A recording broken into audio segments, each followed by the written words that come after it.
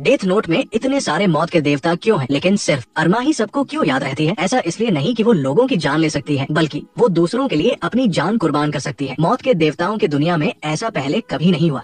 बाकी सभी को मारना पसंद है, लेकिन अकेली अरमा ने ये सब छोड़ दिया है। वो सबसे शांत मौत की देवता बन गई है, जो रोज अपने मालिक रयान के घर आने का इंतजार करती है। हालांकि रयान जब भी घर आता है तो उसे इग्नोर करता है, लेकिन असल में वो अरमा को बहुत खास मानता है। और अरमा को भी रयान के इस रवैये की आदत हो गई है, क्योंकि वो जानती है कि एक पुलिस वाले के तौर पर रयान रोज आतंकवादियों को पकड़ने में बिजी रहता है। और वो एक महान जासूस का वारिस भी है, इसलिए उस पर आम लोगों से कहीं ज्यादा प्रेशर है। इसी वजह से वो इतना थक जाता है और अपनी खराब सेहत को ठीक रखने के लिए उसे दवाइयाँ लेनी पड़ती है।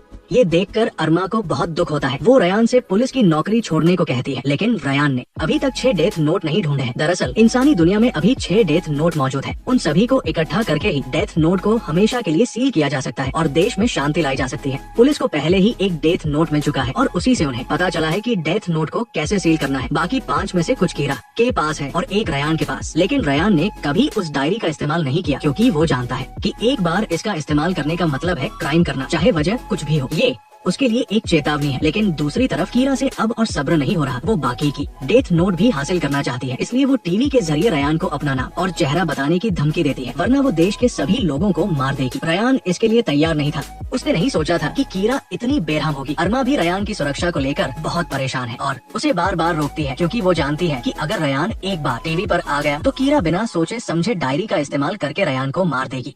उसे इस बात से कोई फर्क नहीं पड़ता कि रयान कीरा को पकड़ पाए या नहीं। वो बस रयान की सलामती चाहती है, क्योंकि रयान ही उसकी पूरी दुनिया है। अच्छी बात यह है कि रयान ने एक पुरानी रिकॉर्डिंग का इस्तेमाल करके कीरा को बेवकूफ बना दिया और वो सुरक्षित घर लौट आया। अरमा पहले की तरह ही दरवाजे पर उसका इंतजार कर रही थी, लेकिन उसकी आंखों में कुछ अजीब सा था। असल में उसका साथी सैम चुपके से उसके घर में घुस आया था और उस पर बंदूक तान दी थी। 1 घंटे पहले सैम को वीडियो से पता चल गया था कि रयान के पास भी एक डेथ नोट है, इसीलिए वो उसके घर में छुप कर बैठा था। रयान को खतरे में देखकर अरमा तुरंत उसके बचाव में आ गई, लेकिन सैम ने उसकी एक न सुनी, क्योंकि कोई भी डेथ नोट के लालच से खुद को नहीं रोक सकता। रयान के बार बार समझाने पर भी सैम ने यकीन नहीं किया। मजबूर होकर उसे अरमा का इस्तेमाल